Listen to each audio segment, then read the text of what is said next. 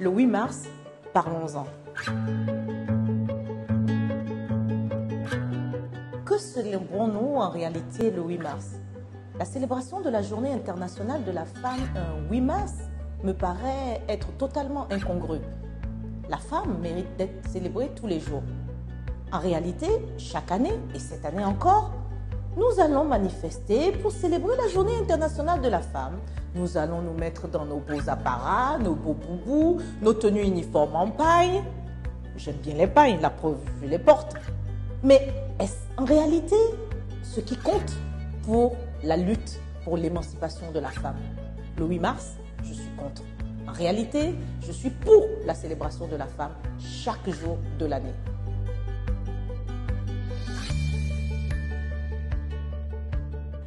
Ma foi, il me semble que la société aime bien à jouer à l'hypocrisie parce qu'on sait très bien que la question des violences faites aux femmes, certes, évolue dans certains pays, mais reste d'actualité, j'allais dire d'acuité, dans bon nombre de pays. Il est vrai aussi qu'il ne faut pas maquiller certaines victoires par rapport à cette lutte contre les agressions faites aux femmes. Mais il ne faut pas oublier qu'aujourd'hui encore, 71% des êtres qui sont victimes des traites des humains sont des femmes. Et il n'est pas tolérable qu'on puisse encore, au XXIe siècle, continuer à parler d'agression sexuelle sur les femmes, continuer à parler, malheureusement, parfois, d'agression sexuelle sur le lieu du travail, de harcèlement sexuel. On ne peut pas continuer à parler de mutilation génitale. On ne peut pas, au jour d'aujourd'hui, continuer à parler de discrimination en termes de revenus entre les hommes et les femmes dans nos sociétés. Et puis à côté, célébrer le 8 mars. Écoutez, moi, il y a un sujet qui me touche très profondément. Est-ce que vous savez qu'en Afrique centrale et de l'Ouest, aujourd'hui, il y a 4 femmes sur 10, 4 jeunes filles, je vais dire sur 10, qui se marient avant l'âge de 18 ans. Il y a une étude de la Banque mondiale qui démontre que cela constitue plus de 54 milliards d'euros que le continent perd. Ça veut donc dire quoi? Ça veut dire que si on espère un développement en Afrique, on est obligé de regarder à ce niveau.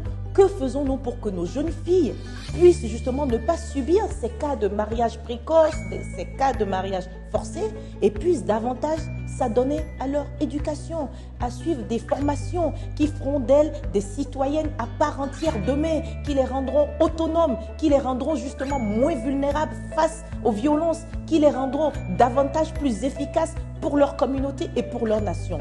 Et pour moi, il me semble que ce sont des sujets essentiels sur lesquels on gagnerait à tous se battre ensemble tous les jours que Dieu fait, et plutôt que de nous consacrer simplement à des journées fastueuses autour desquelles finalement, à la fin de la journée, quand on fait le bilan, on ne sait pas ce qu'on a gagné. Qu'est-ce qu'on a remporté au bout de la journée? Eh bien non, on a remporté qu'on a juste bien mangé, on a bien dansé, on s'est mis dans nos apparats, dans nos divers jolies pailles qui du reste ne sont pas à condamner. Mais bon, au-delà de ça, qu'est-ce qu'on aura retenu?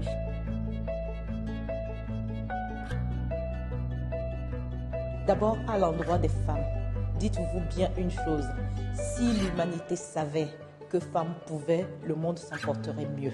Ensuite, à l'attention des jeunes filles, je n'arrête pas de leur dire qu'elles peuvent, non seulement elles peuvent, mais surtout elles doivent. Elles doivent parce qu'en réalité, Dieu les a dotées d'atouts naturels. Dieu les a dotées de capacités à dominer le monde, à diriger le monde et surtout à amener les hommes à comprendre qu'on peut faire les choses autrement, mieux, de façon belle et de façon surtout efficace.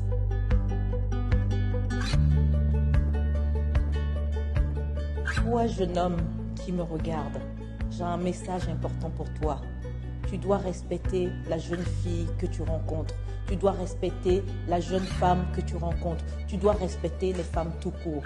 Simplement parce que cette jeune fille, cette jeune femme, cette dame que tu croises sur ton chemin, c'est ta mère potentiellement, c'est ton épouse potentiellement, c'est ta femme, c'est ta sœur, mais c'est un être humain comme toi, capable d'accomplir tout autant de belles choses que toi, voire même mieux. Et si tu veux que ta société soit celle dont tu rêves, tu dois accompagner justement cette fille qui peut être la tienne, cette femme qui peut être ta sœur et ta mère. Tu dois, disais-je, l'accompagner à ce que le monde dans lequel nous vivons soit un monde meilleur pour tous.